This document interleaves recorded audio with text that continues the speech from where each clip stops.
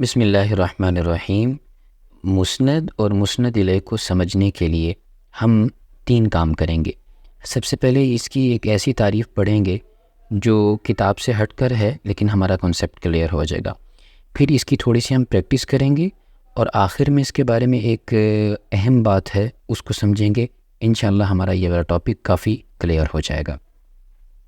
مسند اور مسند الیہ کی کتاب میں یہ تعریف موجود ہے، اگر آپ اسے یاد کرنا چاہیں کوئی مسئلہ نہیں ہے، لیکن ہم اپنے کنسیپٹ کو کلیئر کرنے کے لیے ذرا آسان تعریف کی طرف جاتے ہیں کہ معلومات کو مسند کہتے ہیں اور جس کے بارے میں معلومات اور انفارمیشن دی جا رہی ہو اسے مسند الیہ کہتے ہیں۔ دوبارہ دیکھیے، معلومات کو مسند کہتے ہیں اور جس کے بارے میں معلومات دی جا رہی ہوں انہیں مسند الیہ کہتے ہیں۔ آئیے اب اس کی پریکٹس کرتے ہیں۔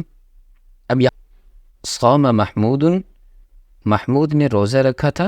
اب یہاں پر انفارمیشن یہ ہے کہ روزہ رکھا گیا ہے، تو اس انفارمیشن کو ہم مسند کہیں گے، اور جس کے بارے میں معلومات دی جا رہی ہیں کہ یہ کام کیا کس نے ہے اسے ہم مسند الیہ کہیں گے۔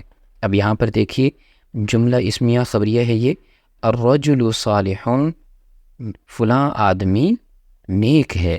اب یہاں پر نیک ہونے کی انفارمیشن دی جا رہی ہے تو یہ مسند ہوگا، اور الرجل اس کے بارے میں انفارمیشن دی جا رہی ہے، اس کی ڈیٹیل بتائی جا رہی ہے، اس کا تعارف کروایا جا رہا ہے، تو اسے مسند الیہ کہیں گے۔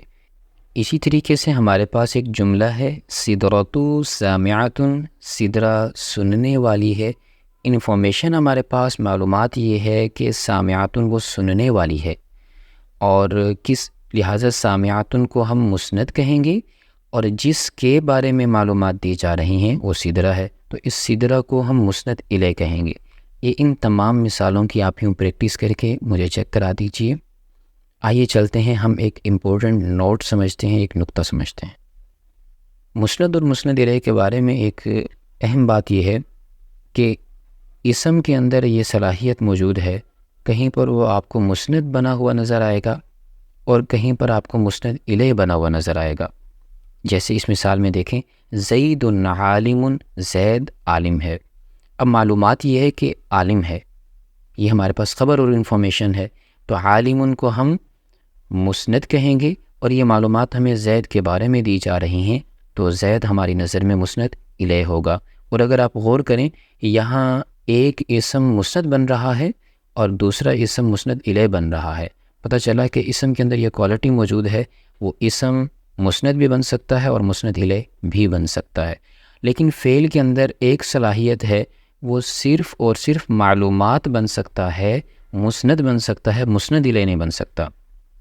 یہاں پر دیکھیے، زید عالم، زید نے علم حاصل کیا۔ اب یہاں پر علم حاصل کیا یہ معلومات ہیں، اسے ہم مسند کہیں گے، اور یہ معلومات زید کے بارے میں دی جا رہی ہے، لہٰذا زید یہاں پر مسند الیہ ہوا۔ اور عالم زید، اس کا ترجمہ ہے زید نے علم حاصل کیا تھا۔ اب یہاں پر علم حاصل کرنا یہ ایک معلومات ہے، اسے مسند کہیں گے، اور یہ معلومات زید کے بارے میں دی جا رہی ہیں، تو زید یہاں پر مسند الیہ ہوگا۔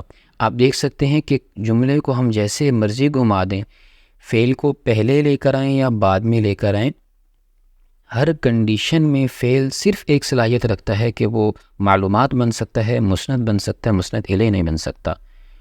لیکن ان کے برعکس حرف کے اندر نہ تو مسند بننے کی کوالٹی ہے نہ مسند الیہ بننے کی کوالٹی ہے، کیونکہ حرف ایک ایسی چیز ہے جو ہمیں انفارمیشن ہی نہیں دیتا۔